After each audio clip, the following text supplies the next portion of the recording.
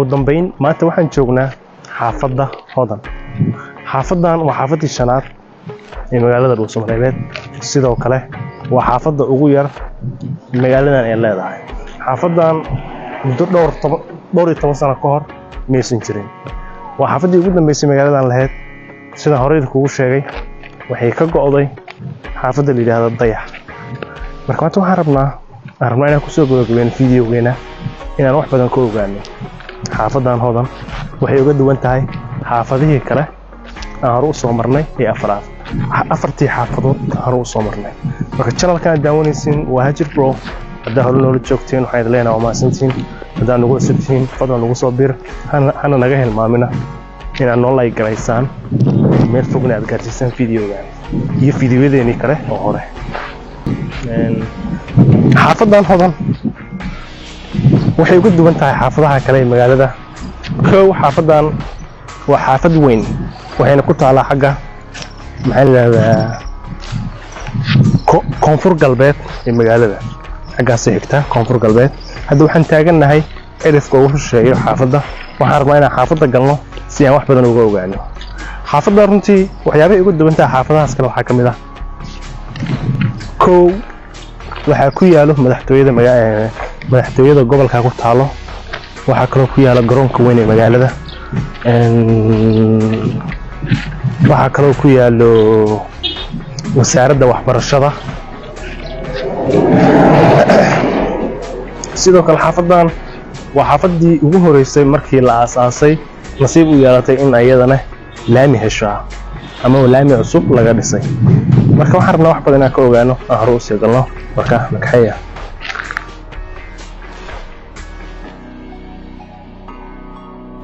waa xaafadii shanaad aan soo booqanay. marka waxaan u maleynayaa magaalada dhan bayna afka ka soo jarnay. marka waxaan jeclaan lahay fikirkiina inaad nagula wadaagtaan. maxaad jeclaan lahaydeen inaan ku xijino video sideeya ama muuqaal sideeya jeceshiin inaan kasoo diyaarino magaalada. marka waa noo muhiim fikirkiina sida muuqaalo badan aan u sameyno.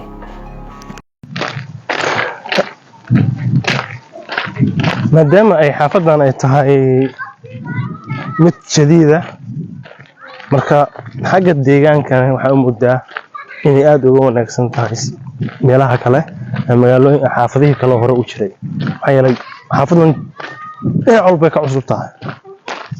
saasoo tahay deegaamin wanaagsan dadka ay ku sameeyeen. dhammaan dhismooyinka dhan xaafadda waxaa u moodaa waa kuwo qabya iyo kuwo dhammaystiran.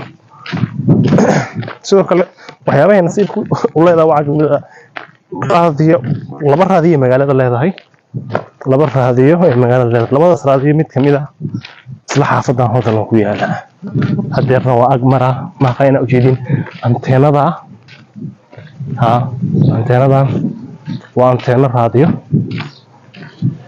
marka waa dhegeysanaa xilliga habeenkii badanaa dhegeysanaa. aniga ahaan waqtigan firaaqo aan u helo. waxyaabaha ay gaarka u leedahay saa horeyda kugu soo sheegay waxaa ka mid ah madaxtooyada magaalada ama madaxtooyada Galmudug. xaafadii ku taal waa xaafadda garoonka weyn ee magaalada ama garoonka weyn ee Galmudug. waqtiyada ciyaaraha degmooyinka meesha lagu qabto xaafadan ay ku taalaa. waxaa kaloo ka mid ah wasaaradda waxbarashada isla xaafadan ay ku taalaa. sidoo kale waxyaabaha ay leedahay waxaa ka mid ah dugsigii sare ee Galgaduud.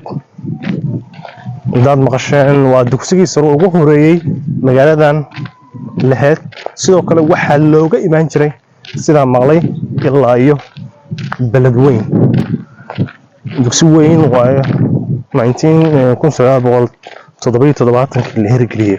ilaa hadda uu shaqeeyaa. video baan kasoo sameeyey channelka ku jiro. iyo warama saatihiin intaa ka timaadin dugsiga.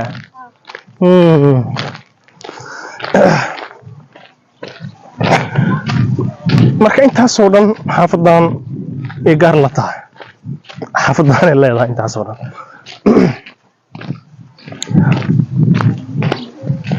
sidoo kale waxaad u moodaa xagga nolosha waa xaafad aad u degan waaye buuq ma maqlaysid waxa uma maqlaysid jawigiisu uu degan yahay aad u degan yahay jawigiisa waxaad jeclaanee inaad maxaa la yidhaahdaa maatoora iskaga socoto iskaga dhex socoto maxaa la yidhaahdaa xataa qofka markuu masiino rabo oo kale aad ugu soo baxeen inkastoo aysan xaafadeeda ahayn laakiin qaar familiga kamid ah degan markaa sidaa darteed dhowr jeeraan seexday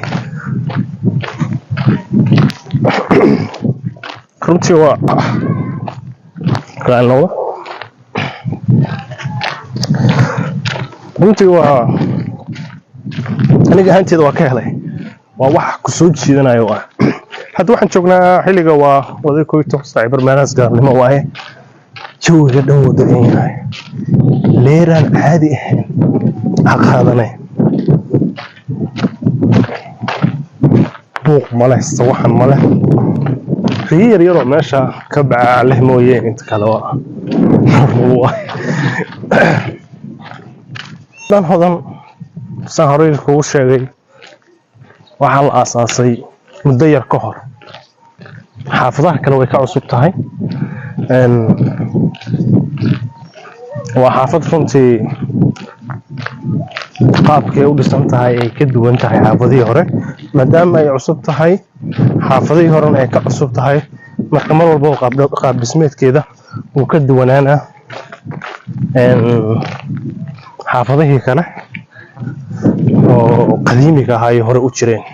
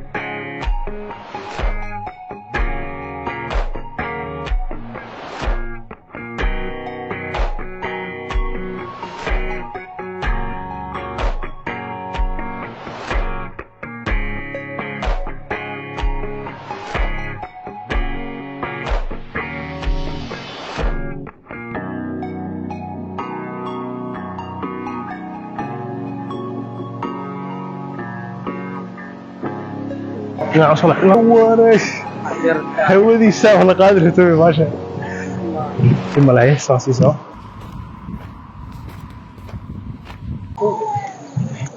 السلام عليكم مين مغشعة هذا دينا كورمة وفي عينها